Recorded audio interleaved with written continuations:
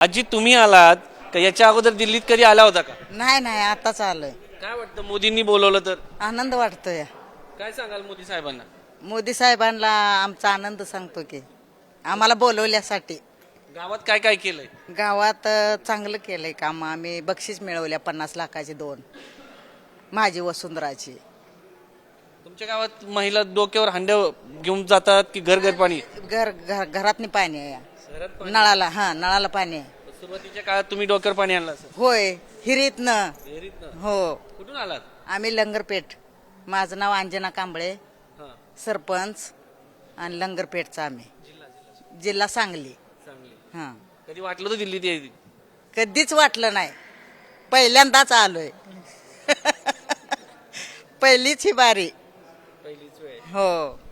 आणि उद्या मोदीला बघता येईल. बघायचं की. बघायचं. हो आशीर्वाद द्यायचा त्यांचा घ्यायचा आपण. हा तर आयुष्यभर डोक्यावरती हंडा घेऊन जेव्हा आपण आपलं आयुष्य जगत असतो आणि घरात नळ येतो त्याचा आनंद या आजीच्या चेहऱ्यावरती आपल्याला पाहायला मिळतोय.